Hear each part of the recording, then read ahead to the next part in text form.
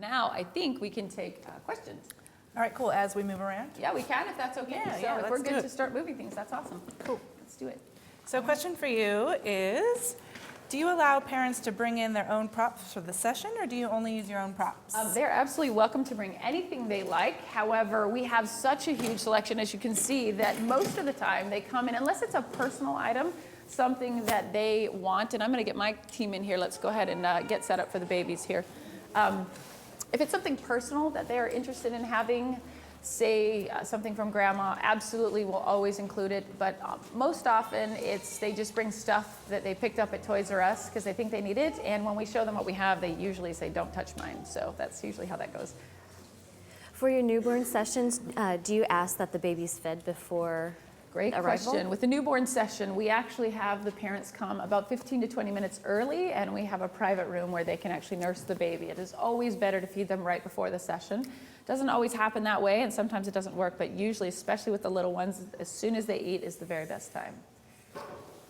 A question from Digital Purposes. Are there any tips for male photographers in this type of photography? Confidence, trust, ambiance, do's and don'ts. Thank you from the Netherlands. Oh, well, thank you very much. You know what's interesting is the world that I entered originally was all male photographers for the most part. There were so few female photographers, and to this day, I wonder, I get the question all the time from men saying, can I do this? Is it possible? Can I photograph a baby? Can I work with children? And truly back then, the majority of the photographers, and there are a few out there that this does not apply to, but the majority of photographers didn't even work with babies or children, other than a family portrait where they were like propped up on a stick kind of a thing. So it's a matter of confidence. Absolutely, men can do this. There is absolutely no difference. A lot of it has to do with how much you believe in yourself. If you feel awkward about it, the client's going to see right through it, and they're definitely going to feel awkward about it. So as far as tips and tricks, it's really confidence, it's believing in yourself, and it's asking a lot of questions and listening carefully. People tell you more in mannerisms than they do in actual words. Nobody is going to come and tell you, I don't like my double chin, but they'll make motions and they'll say things. Or, with women photographers, or women clients, if you're a male photographer, they're not necessarily going to say, I'm uncomfortable with that, but their body movements and the way they hold themselves. So really it has a lot to do with just becoming very aware of the environment. I watch people's actions much, much more than I certainly listen to them, but I get more out of what they do than what they say, because people won't always tell you how they really feel. So it's confidence. Any others? I'm going to turn around. Just let us know when you're ready. Okay, we're going to go pretty quick. Our goal right now is we're going to start with, we did that series yesterday of the mom and baby with the doll, and thank you for that. It was a beautiful baby. We have a real baby today. Now, a couple things. We need to get heaters in here first, so that's really important. I think they've got them going, but they're not working yet, so we need two, and we need them hot.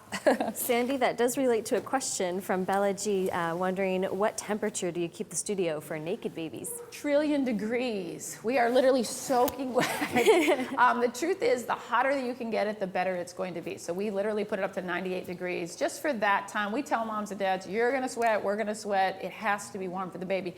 If the entire room is super hot, the baby absolutely does not care that they're undressed. And that's what people don't realize is, babies, it's not that they certainly don't know that they're naked, nor do they care. If they're warm, there's no problem. They will do anything you want. If they're cold, they're super uncomfortable. So really and truly as hot as you can get it.